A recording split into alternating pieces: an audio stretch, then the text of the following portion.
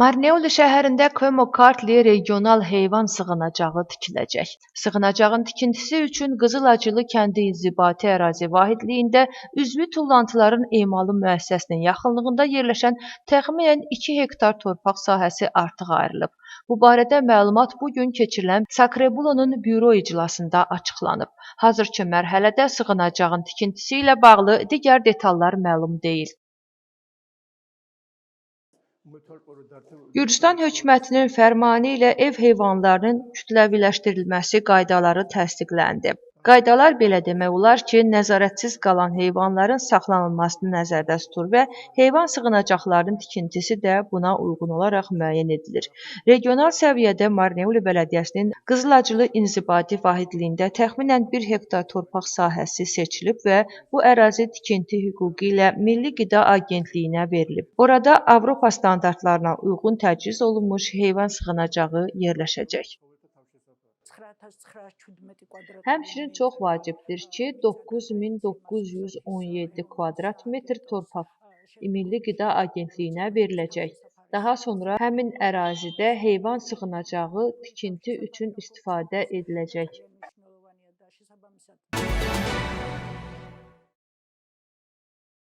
Marneuli bələdiyyəsində 2026-cı ilin yanvar-mart ayları üzrə gəlirlər 2025-ci ilin analoji dövrü ilə müqayisədə 27,2% artıb. Bu barədə Marneuli meriyasının maliyyə büdcə xidmətinin büdcənin rüblük təqdimatı zamanı məlum olub.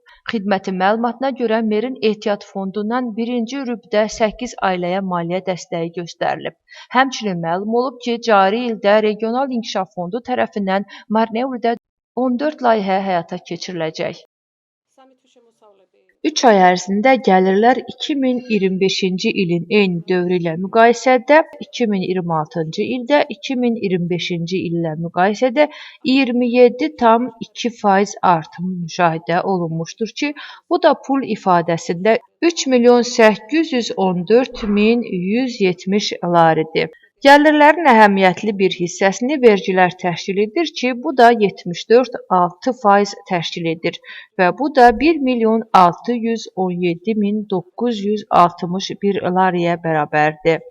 Qrantlar 5,6%, 1.015.564 laridir. Digər gəlirlər 19,3%, 3.603.080 lari. 2026-cı ilin büdcəsində nəzərdə tutulmuş vergiləri toplamaq üçün Gürcüstan Büdcə Məcəlləsinin 67-ci maddəsinə uyğun olaraq 400.000 lari məbləğində ehtiyat fondu yaradılıb. Birinci rübün məlumatlarına əsasən ayırmalar həyata keçirilib. Bu il 14 layihənin həyata keçirilməsi üçün Regional İnkişaf Fondundan vəsait ayırdığımızı nəzərə alaraq bir ailəyə maliyyə yardımı, 3 ailəyə tibbi xərclər üçün bir dəfəlik yardım və 4 ailəyə fəlakətin vurduğu ziyanı kompensasiya etmək üçün yardım verildi.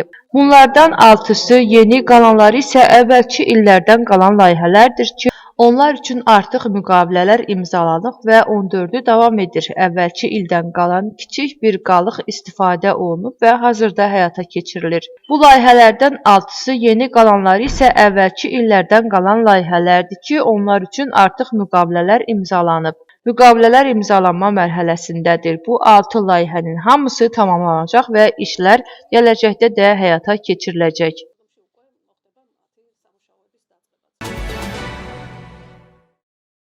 28 may Azərbaycan Respublikasının Müstəqillik günüdür. Bugün keçirilən Sakrebulo iclasında Amiran Georgadze Marneulida yaşayan azərbaycanlıları Azərbaycanın Müstəqillik günü münasibətilə təbrik edərək bildirib ki, Gürcüstan ilə Azərbaycan arasında mövcud olan çox əsrlik dostluq münasibətləri nümunəvidir və bu ölkələr arasındakı möhkəm əlaqələrlə təsdiqlənir.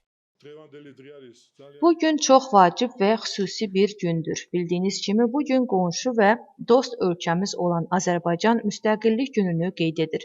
Həmçinin bələdiyyəmizdə yaşayan hər bir vətəndaşı və hər birinizi bu vacib gün münasibəti ilə təbrik etmək istəyirəm. Bildiyiniz kimi, Azərbaycan Respublikası ilə əsrlər boyu dostluq, qardaşlıq münasibətlərimiz davam edib.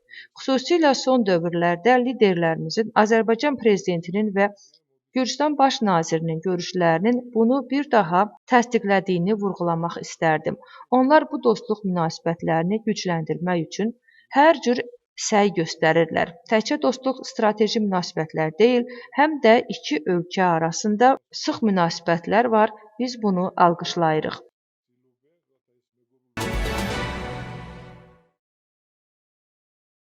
Gürcüstan Daxili İşlər Nazirliyinin Miqrasiya Departamentinin əməkdaşları son günlər həyata keçirilən tədbirlər nəticəsində 86 xarici ölkə vətəndaşını Gürcüstandan deportasiya ediblər. Miqrasiya Departamenti tərəfindən keçirilən kompleks tədbirlər nəticəsində Türkiyə, Rusiya, Hindistan, Türkmənistan, Keniya, Nigeriya, Çin, Azərbaycan, Filippin, Banqladeş, Misir, Pakistan, Sudan, İraq, Qazaxıstan, Özbəkistan və digər ölkələrin ümumilikdə 86 vətəndaşı ölkədən çıxarılıb. Mövcud qanunvericiliyə əsasən deportasiya olunan şəxslərə ölkəyə giriş qadağası da tətbiq edilib.